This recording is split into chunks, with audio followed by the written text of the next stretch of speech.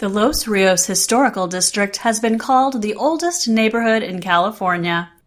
The development of Los Rios Street is closely connected with the establishment of Mission San Juan Capistrano, located nearby.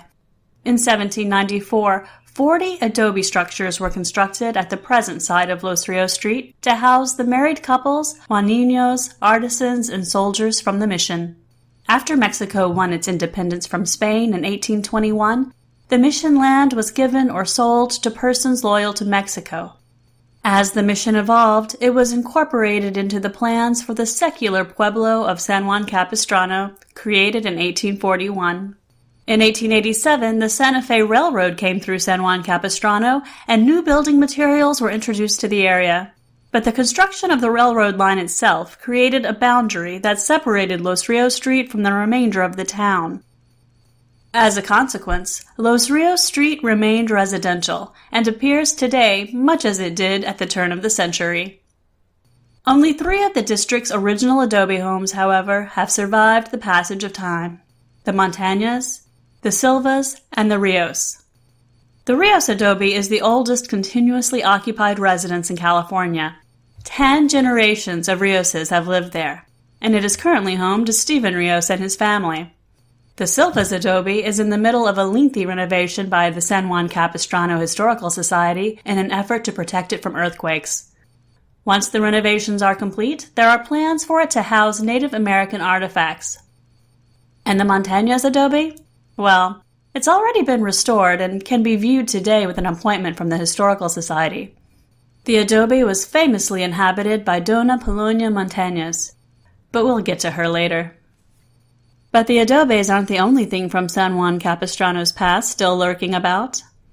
San Juan Capistrano is also one of the most haunted places in California, with stories about black dogs, women in white, glowing orbs, strange noises, and lonely figures being told in almost every part of town.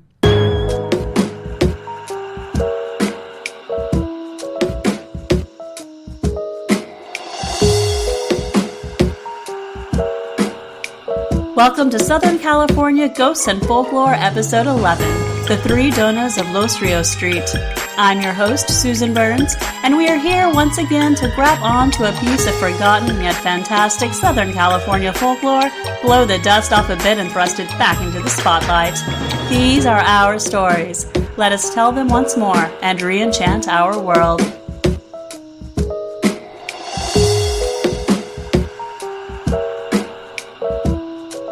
Later in today's show, we'll be chatting with Cris August, the director of OrangeCounty Ghosts and Legends.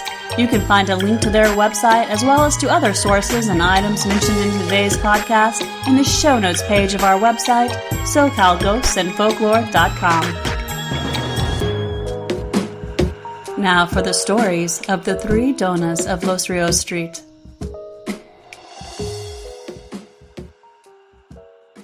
In the 19th century, the walkway that extends from Los Rios Street past Zumar's petting zoo to Paseo Adelanto served as the only route to the ocean from San Juan Capistrano. Prostitutes often spent time on this route, greeting travelers in hopes of soliciting business. As the legend goes, one day a young, beautiful prostitute met a man as he was traveling along this route. He rode a large white horse, and the prostitute could clearly see that he was a man of means. The wealthy man was enamored with the prostitute because she was very beautiful, and during the afternoon that they spent together in the prostitute's quarters, he told her he would marry her. Not right away, of course. He had business to tend to first, but he promised her he'd be back soon and he'd carry her away to a new life full of luxury where she and her 2 children could live happily in a large house. After he left her that day, the beautiful prostitute went to her 2 children and told them all about the wealthy man who was going to come back for them and take care of them all. But as the days passed, the man did not return.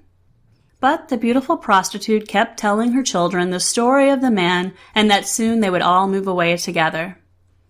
After many months had passed, the young prostitute was again plying her trade on the walkway to the ocean when she saw a stately carriage being driven by a very familiar-looking man.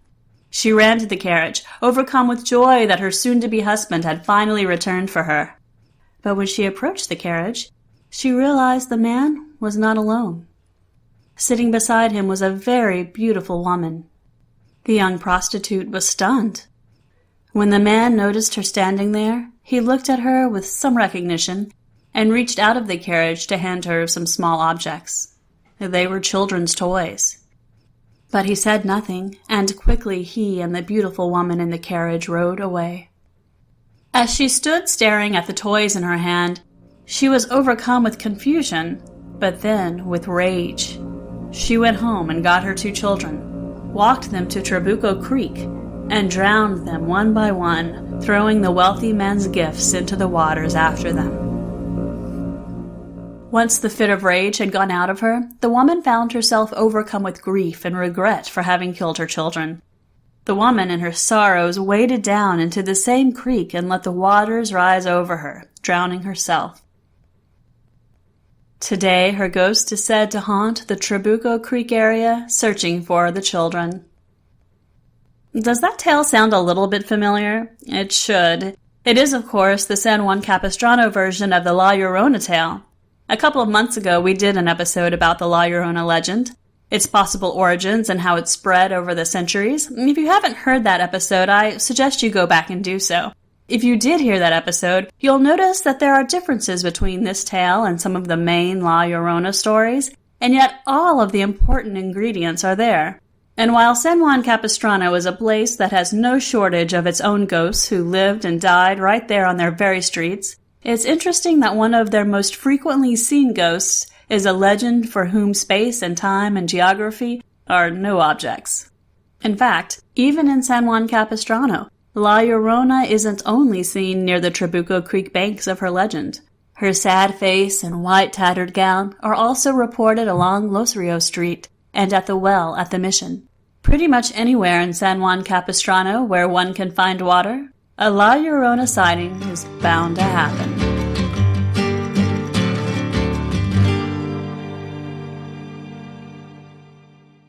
While La Llorona is a legend not necessarily bound to a living, breathing historical person, there are plenty of eerie figures in San Juan Capistrano who are.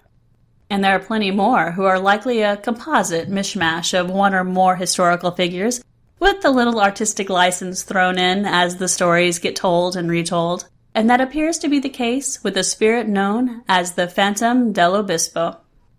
Del Obispo is a street that intersects Los Rios Street just before you reach the historical part of town.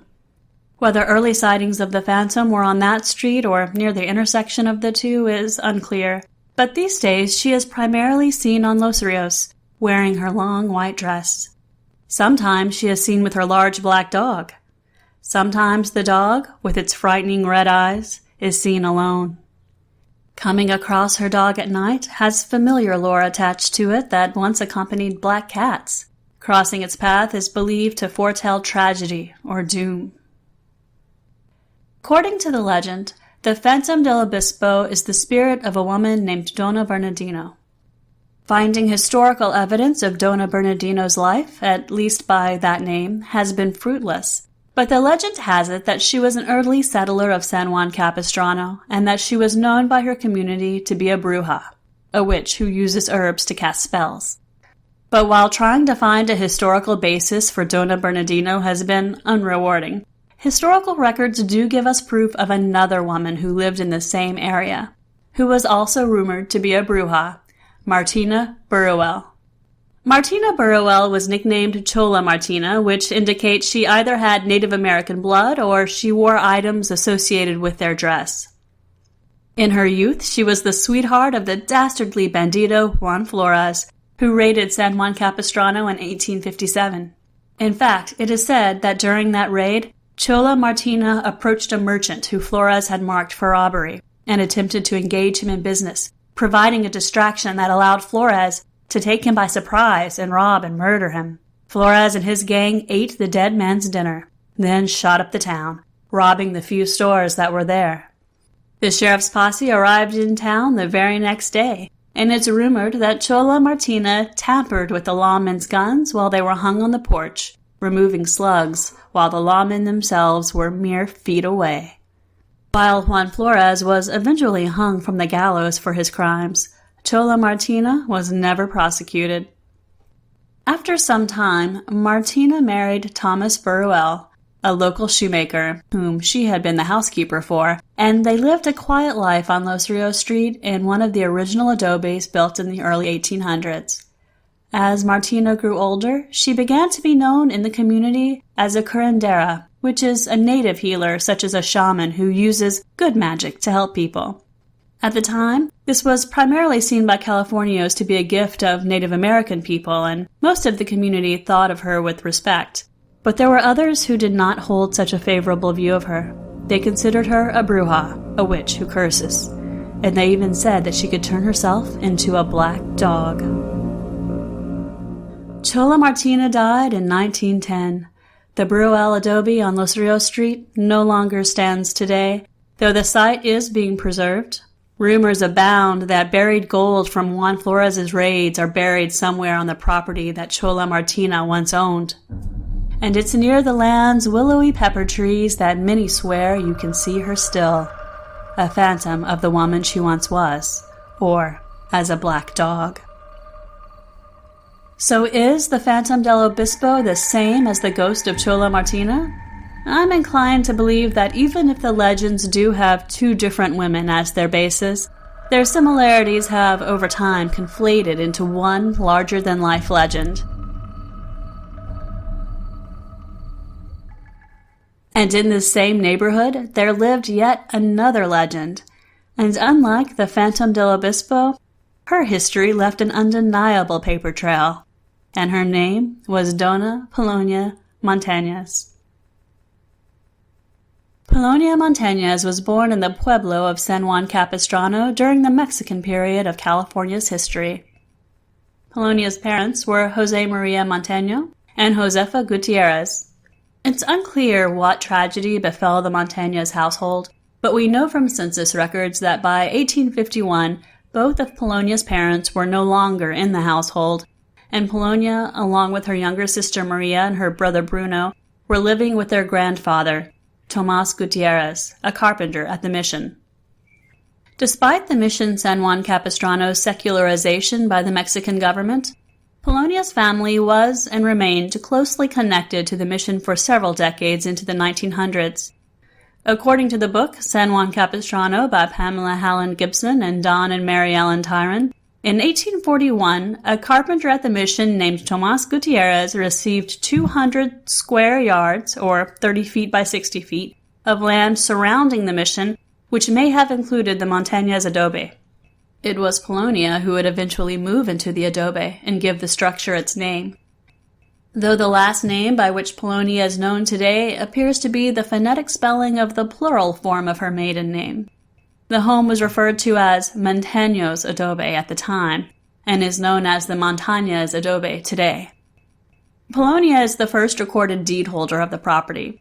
She was married and widowed 3 times, outliving all of her husbands, but bearing no children. She was married in 1853 to Francisco Cañedo for 17 years before he died in 1870.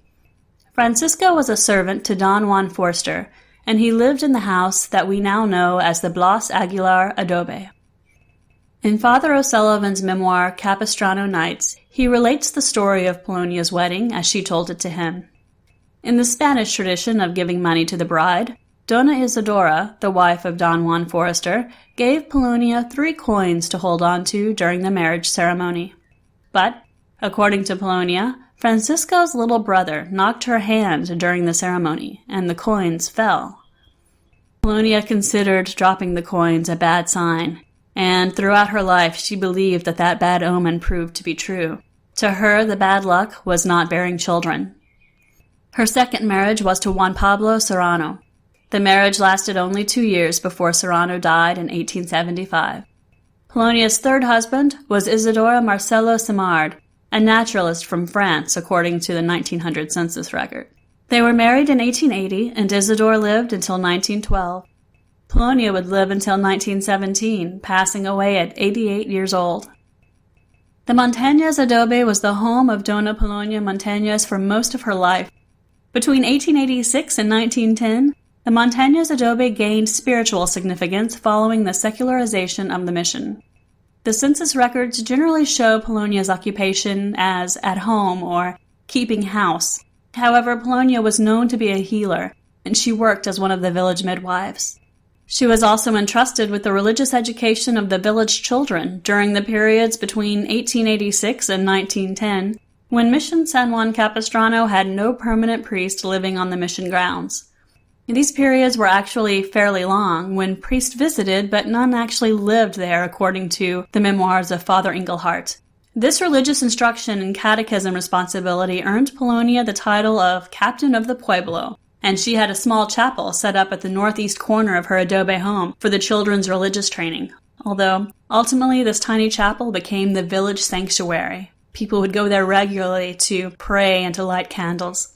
She is best known for the story of how, during a drought, she took the children out to the fields to pray for rain. Every day, for 3 days, they prayed and prayed and prayed, and then finally, the rain came down.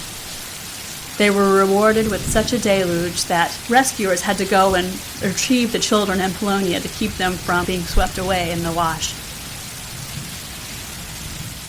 Polonia was unlikely to have had much in the way of a formal education in the rural area, other than what was taught at the mission. And there were no colleges nearby, but Polonia no doubt had natural talent and learned her skills and knowledge from her mother, her grandmother, and other female relatives.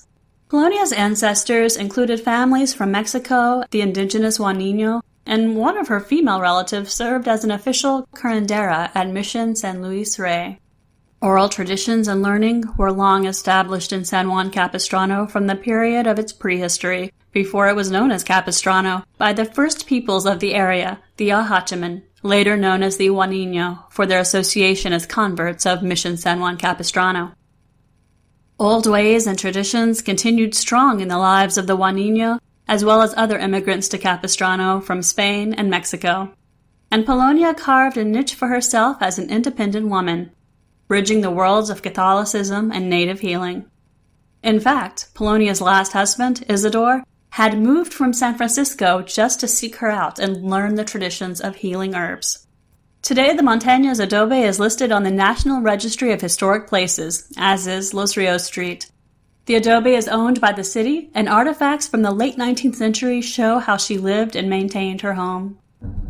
And though no one has lived in the adobe for many years, there are regular reports of noises, voices, and lights coming from the old building in the wee hours of the morning. There is the sound of children laughing, and the sound of chairs being pushed around the earthen floor. Visitors have even been chased away from the building entirely by a hovering white light. A ghostly ball of light has been seen by some visitors in the adobe's living room. In Pam Gibson's Ghosts and Legends of San Juan Capistrano, she opines that perhaps it is Polonia's spirit that is represented by the white light sometimes seen in the corner of the two-room building. Perhaps it is her voice that leads the chanting sometimes heard from the north end of the corridor, where the small chapel once stood. It's been 100 years since the deaths of Polonia Montanez and Martina Burro. They each lived extraordinary, albeit very different lives in this bucolic mission village. And though the times have certainly changed, there are more than a few who believe these three Donas remain there on Los Rios Street, continuing to ply their trades in the dead of night.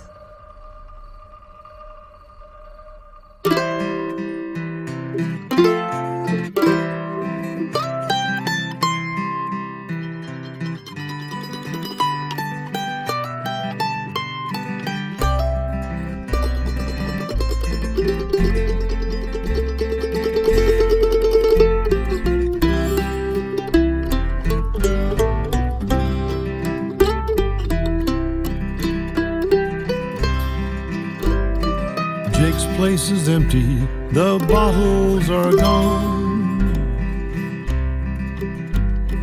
Dance hall girls and gamblers have reached the great beyond. The piano in the corner has played its last refrain. The ghosts and the legends are all that remain. Wind shakes the windows, still holding glass. Clouds send reminders of cold winters past. Old-timers tell stories of the heroes and the pain. The ghosts and the legends are all that remain. There's ghosts in the hallways, the parlors and such. If you listen, you may hear 'em or feel their touch. They're whispering their stories so you can write 'em down. They don't want you to forget 'em in this old ghost town.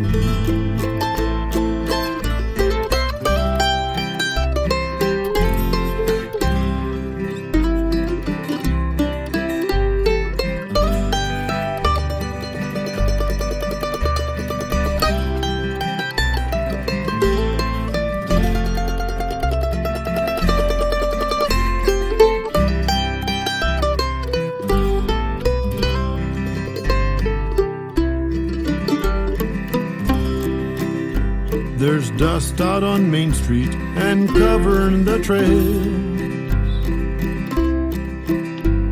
The rail line is rusted, the walls showing nails. Stand still and listen. There's echoes again. From the ghosts and the legends, they're all that remain. The ghosts and the legends are all that remain.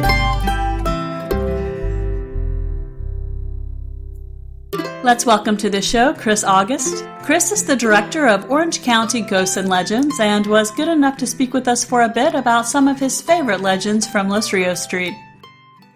So to start the show, let's find out a little bit about you and Orange County Ghosts and Legends. Can you tell us a little bit about your group and what it is that you guys do? Absolutely. Well, my name is Cris August, and I am the director and lead investigator of our organization, which is Orange County Ghosts and Legends. And we kind of have two different branches to us. Now, by default, we are an investigative team. We get out in the field, we investigate various locations, whether it's private homes or historical landmarks, caverns, caves, you name it, we find them. And, we get out there and we want to collect, data and information and, of course, try to obtain any source of evidence, whether that be through audio or video. Of course, most of the time, somebody's going to have a personal experience, which, we may not be able to officially document it in the form of an audio clip or something captured on video. But there's usually personal experiences during these investigations that either may validate some claims or maybe something entirely random.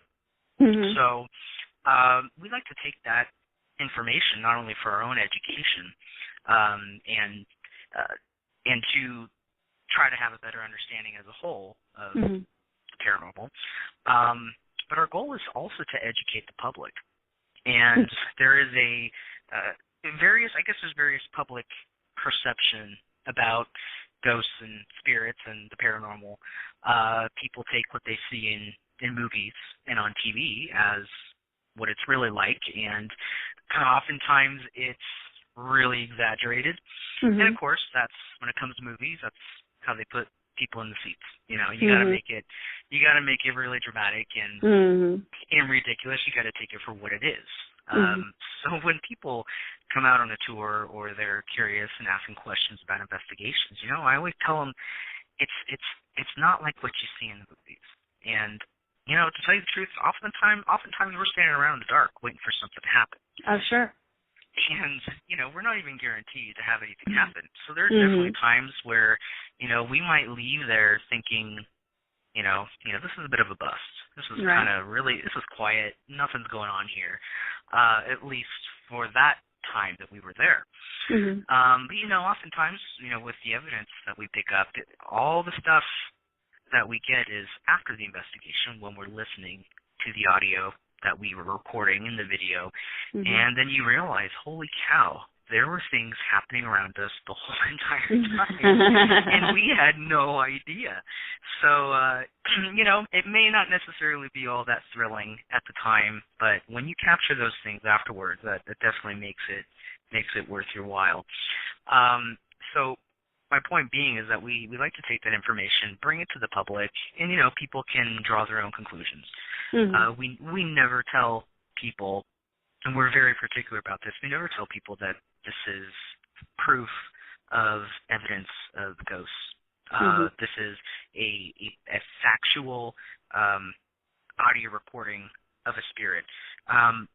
Even if it's the most, compelling evidence, which there are definitely pieces we have that we feel very strongly about, but at the end of the day, we don't really know for sure. Mm-hmm. So we can't tell people that is, without a doubt, for sure you are seeing or hearing a ghost. Right. So we encourage people to use logic. Mm-hmm. We encourage them to have common sense, to use the process of elimination. Most things can be explained. Mm-hmm. But at the same time, while the paranormal and the topic is or has become more, welcomed within society, you're not necessarily that crazy person anymore. People are actually really curious about it. Oh, sure. And it gives them an outlet to really kind of explore it when maybe otherwise they don't really talk about it with their friends or their family. And then they can, honestly have a conversation and express their curiosities and ask questions where otherwise they might not be able to. So we like to be able to provide that for people and then to bring them along. So that comes in the form of a tour or in a public investigation. That's what we call our lockdown investigations, and they can actually participate and have their own investigation experience. So,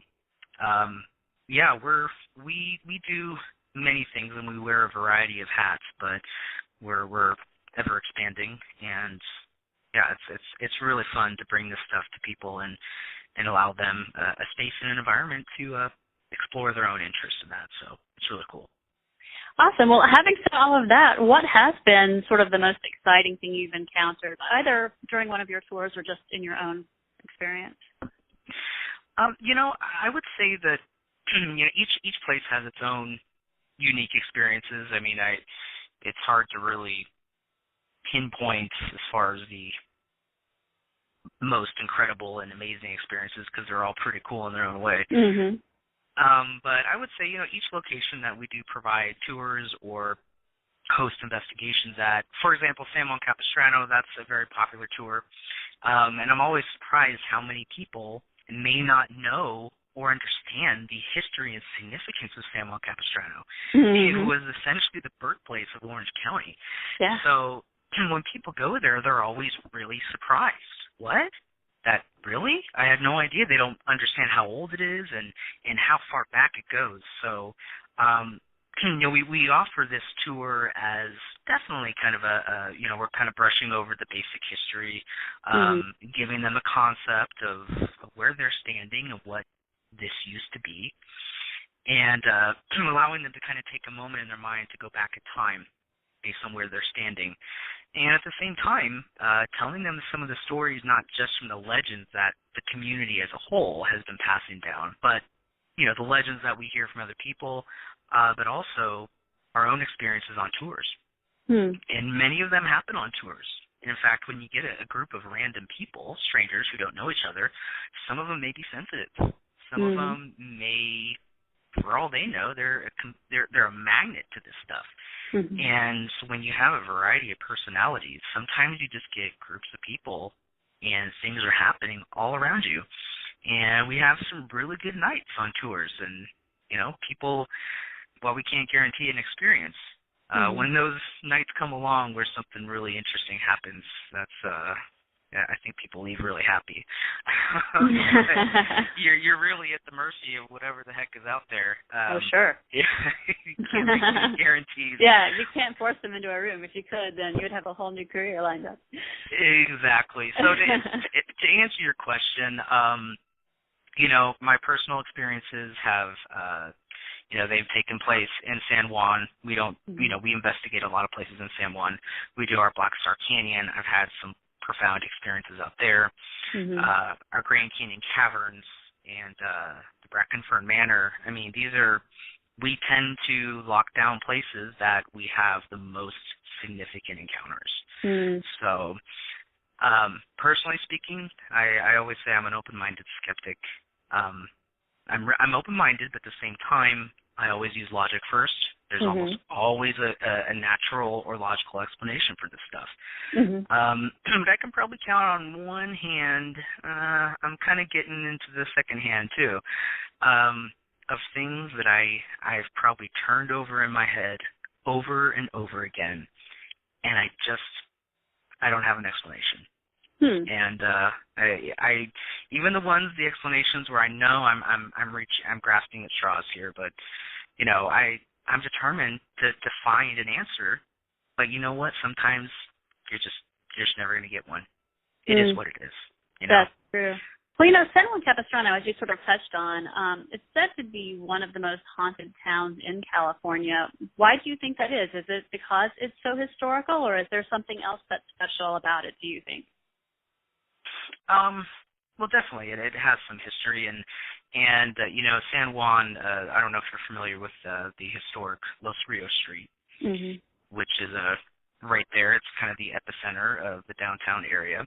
But that street was kind of a pathway to most everything within that southern Orange County area. Went to the beach, and it went further north. But this was the originating location of various cultures and people.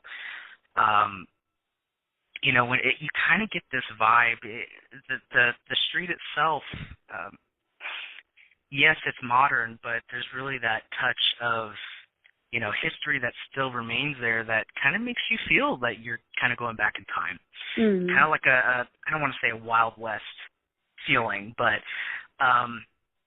I take a look at some of the trees on the street, and these trees are old, very old. And I think to myself, if this tree could talk, what stories would this tree tell me? If you could actually sit down and have a conversation, the life that it's seen walking that street, the murders in the street, and just the everyday hustle and bustle of that little town. I can only imagine, and so you just kind of have to use your imagination. But I think there's also a concept that people have that something tragic has to happen somewhere for it to be haunted. Right. And I don't think that's necessarily true. So people automatically assume, well, did somebody commit suicide here? Were they murdered? What if they just want to be here? Yeah, they really dig the area. Right. Well, what if they just want it? What if they are drawn to, maybe they like this house and they just continue to stay here? We can sit here all day and assume or take a guess as to why. But yeah, absolutely. I think just the history there, and it continues to with the more modern architecture, and just that it's still a thriving community. I can only imagine. So it's I think it's earned its rep for being a very active community, for sure. Well, earlier in this episode, I actually told the stories of 3 of San Juan Capistrano's ghosts that are actually supposed to haunt Los Rios Street. One is La Llorona, and she's, of course, not confined to Los Rios Street. She's not even confined to San Juan Capistrano. She's pretty much anywhere that you can find a body of water. But also Polonia and Montanez, if I'm saying her name correctly, and the Phantom of Del Obispo, which I want to ask you what you know about that particular spirit, because I'm having trouble tracking down any actual information on her origins. I've found conflicting things.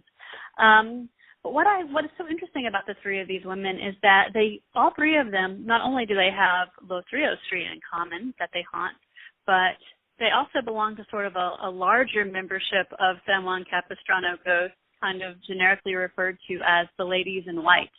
Have you had any experience with either any of those ghosts in particular, or sort of the Ladies in White in more of a general sense? It's funny about the Ladies in White. You mentioned, of course, Polonia Montanez is a very significant, female figure in San Juan Capistrano and its history, of course. And we do take people just outside of the home that she lived in, which is the Montanez Adobe. And it's right there on Los Rios Street. And it is one of the oldest adobe buildings still standing, and there are only three left. So those adobes go back to the 1700s. And that adobe that we're speaking of is particularly one of the oldest. The other one you mentioned, Dona Bernardino? Yeah, Dona Bernardino. Well, sometimes I hear her. It's the Phantom of Del Obispo, which sometimes some of the things that I found say that she's Dona Bernardino, and then sometimes they say that she's someone named Chola Martina. And I'm curious as to, in your travels, which story you've heard the most often, or I don't know. I was hoping you could shed some light on that for me. I will be entirely honest with you. I have never heard anything about that person. Oh, wow. Okay. I've never, and you mentioned her name, and I was trying to see if there was another name for her. Maybe she went by another name that I would be familiar with. That name does not ring a bell. I have never heard of the Phantom of Del Obispo. Oh, wow. That's really interesting. Of course, the La Llorona is one that has been around forever. Sure. One that I'm surprised you didn't mention, and maybe she was on your list at one point, was Modesta Avila. No, I don't know her. Oh my gosh. I have to say she's probably our most favorite personality and historical figure in San Juan. And and the reason so is we feel that we may have communicated with her. Yeah, and she was actually the first convicted felon in Orange County. Not just the first convicted felon, but the first female convicted felon. Wow. And, people, you ask yourself, well, what the heck did she do? What could she have possibly done? So initially people say, well, she must have killed somebody. She must have done something really horrible. But essentially, in a nutshell, all she did was protest the railroad. Oh, funny. And the Santa Fe Railroad Company, they pretty much built and laid down their tracks right, more or less in front of her home. Yeah, it runs right in the middle of town. Yeah. So, to her credit, that would probably piss anybody off. So, they did this without asking permission. She lived with her mother, and she basically protested and said, look, you can't just lay your tracks here, and if you are, I demand $10,000. And you don't, not just as a person, but as a woman protesting at this time, the Santa Fe Railroad Company, I mean, you don't stand a chance. And so what she did is she drew some clotheslines over the train track. And I don't know if she thought this would derail the train or was just a symbol of protest, which probably was the case. She had a rep for being a lady of the night, so to speak. Yeah. And so people kind of had it out for her in that regard. So the whole protest was really just the nail in her coffin, so to speak. And it wasn't even so much the act of protesting it, but that allegedly she had gone around and bragged about it and said that, she stood up to the railroad company, and that was what did it for her. So she was actually convicted and sent to prison, San Quentin. Oh, wow. Yeah. So there were rumors that she was pregnant when she was sent to San Quentin, and we'd done some digging, and we actually contacted San Quentin and we asked them to pull their records. There was really not a lot out there in public record to verify, what happened to her when she got there. How long was she in there, and did she die in prison? Did she get out? To our understanding, she was 21 years old, and she, for what we know, she died in prison in San Quentin. And the rumors that she was pregnant, and her attorney alleged that that wasn't true. But then there were still sources that say she was. So if she was, obviously, nobody has any idea what happens with that. Did she have a baby? But she is. You just have this when you're especially there at the track, and you just know the history with that and what took place. We were really drawn to her. I personally was really drawn to her. So we had an investigation right there at the Vintage Steakhouse. It's been there for a long time. It's right on the railroad track. And we investigated there, and we were just kind of throwing out some names, and we did a lot of research, and we were looking for her that night. So we're asking around, and there was a moment when the train came by. And in my mind, I thought, we need to use this moment to see if somehow she can manifest this energy and communicate, talk to us, move something, throw something. I don't care, just do something. So you hear the train coming by, and when you're standing in this restaurant, especially late at night, it's closed down, it's quiet, lights are off. This rumble of this train is, you feel it on the floor. It's loud. So in that moment, the other investigator who was with me, I said, let's call her out. Let's see if we can get anything with all this electricity, this energy. Let's get her to come through. So it's loud. You hear the train coming through on the audio. There was no way we could hear anything coming through at the time. So we go back and we listen to this audio, and there is a voice that comes through, and it was clear as day. And it was a moment where, you're listening to this audio, you spit out your coffee because it was unbelievable. And a voice comes through and says, "I don't like the train." Oh, wow. And we have an EVP clip of it on our YouTube. It's one of our, it is a piece of audio that we put really high up there as really profound.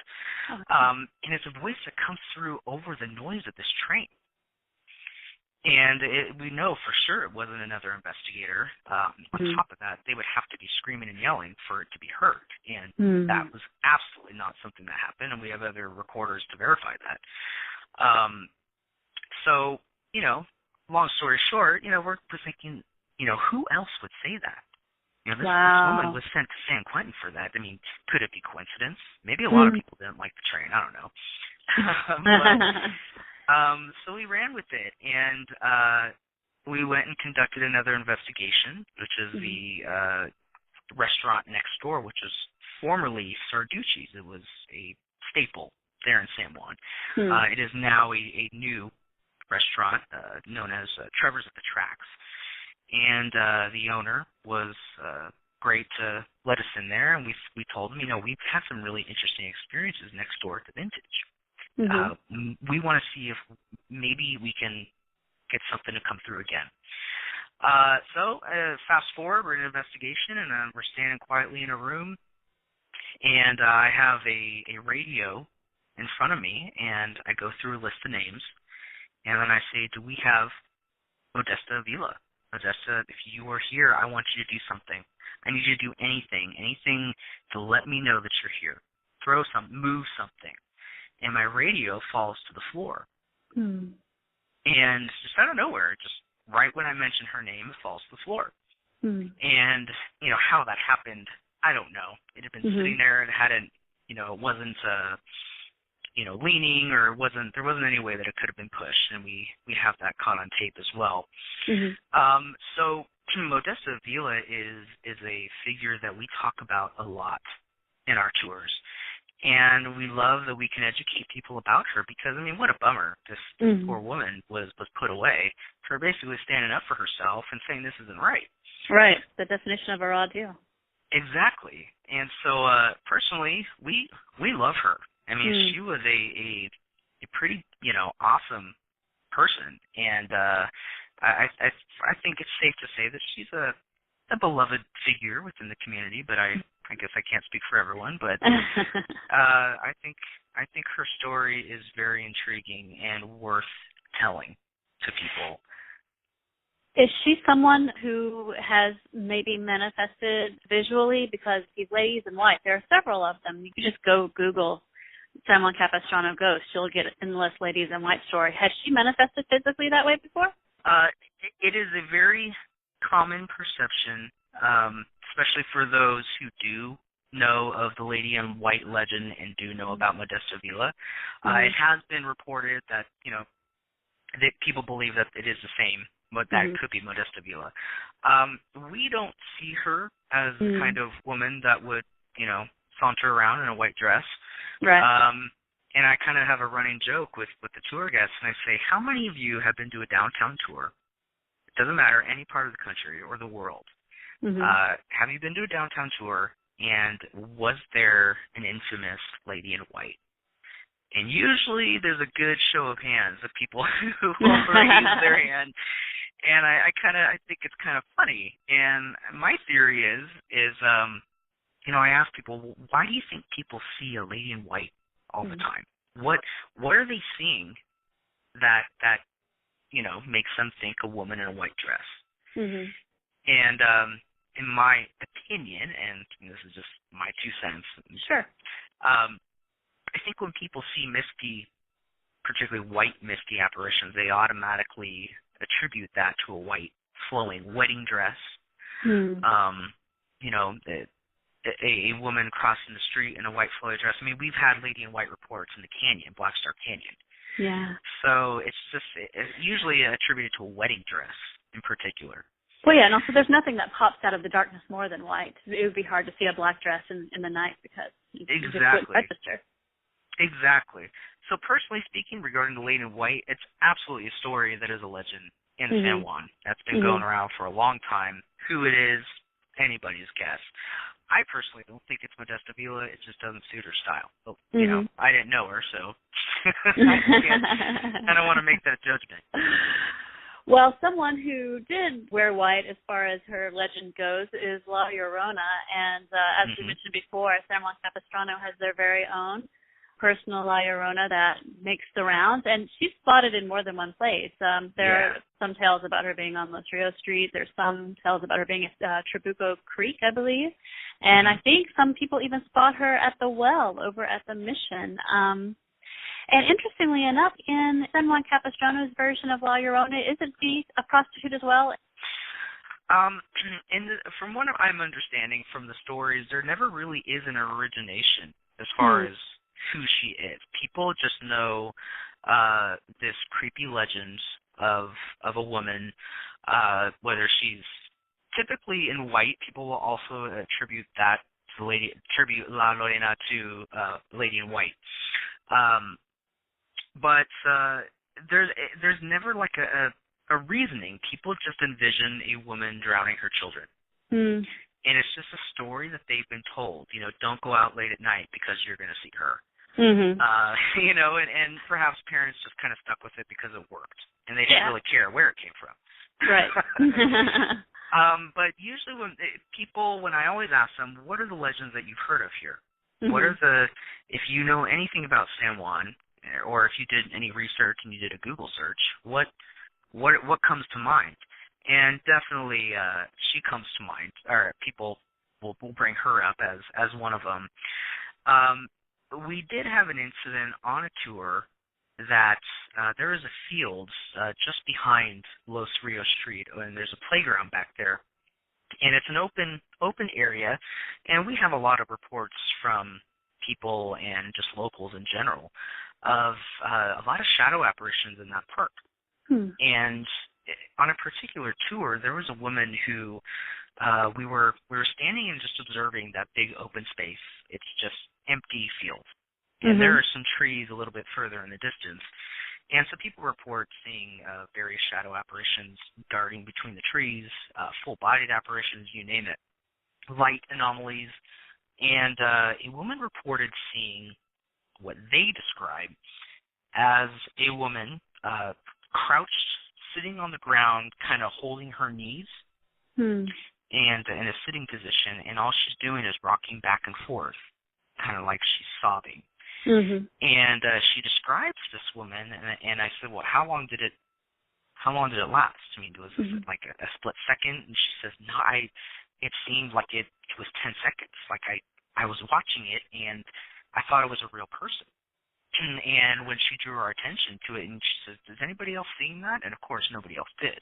But what was interesting is the description, and it was fairly descriptive, considering the distance, which was interesting.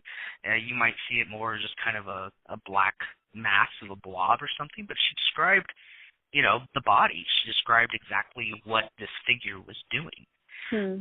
Which is not very common for just a shadow. Shadows, you don't really see any detail. So naturally, everybody, jumps to, well, is this La Llorona? Is that the legend? Could that be her? And so we all know that legend has gone from Mexico to Idaho. Sure. And she really makes her rounds. She really does. She really does. So, there's always speculation of, well, did she drown her children over there, or did she drown them in that creek bed over there? It's anyone's guess. I don't know. But any people can tie that legend to just about anything. But she's with Modesta. She's been tied to the Lady in White as well. So. And there's been a few others. There's another Lady in White that I read about from San Juan. Is often accompanied by one of the dogs, and the dogs are their own legend, these sort of black dogs with red eyes. I've heard a couple of different stories involving them, and at least one of the times it was paired alongside one of the ladies in white. That was the one that was supposed to have been Dona Bernardino, if Dona Bernardino is the right person, because I've also heard the Phantom of Del Obispo paired with Chola Martina, who is a bruja. It's interesting. The Dona Bernardino, I'm curious if you ever end up finding more information about her. It just doesn't ring a bell, but I'm also wondering if there is another name.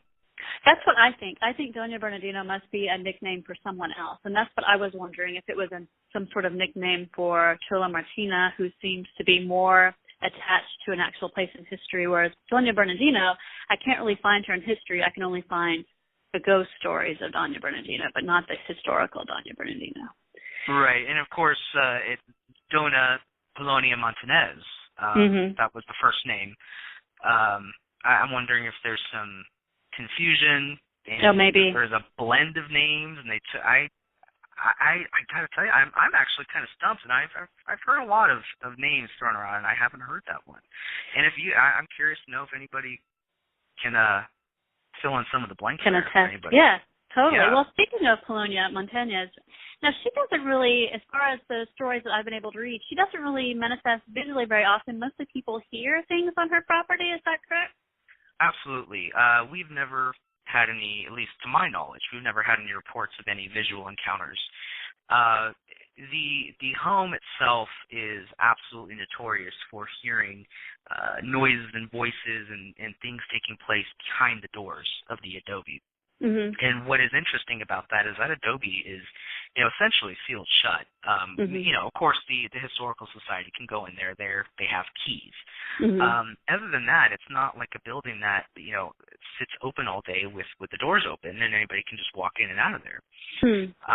So you have to have a private reservation with the Historical Society to even walk in it. Obviously, nobody lives in there. Right. So on occasion, we may put what we call a trigger object, or I guess some other people would consider an offering of sorts, to see if we can encourage any sort of communication by bringing, flowers, or somebody wants to bring something that they may feel would be appropriate for whoever is there. Mm-hmm. And it's known that Polonia Montanez kind of served as a midwife, also as one who would, kind of conduct religious services when there wasn't a priest at the mission.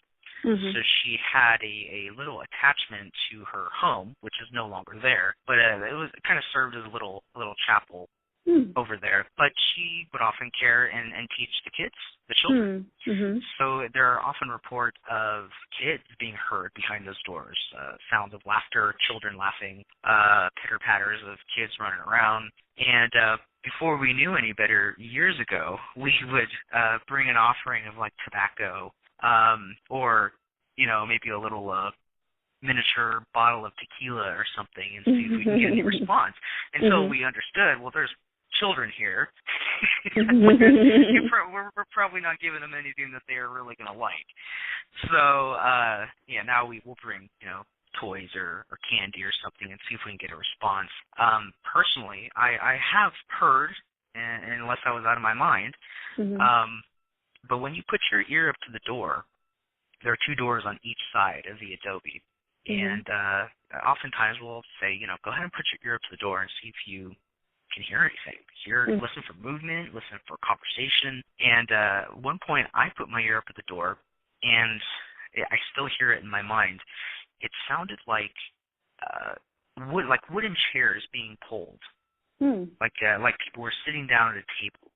And you hear wooden chairs, and then what sounded like a clinking of silverware on plates. Oh, wow.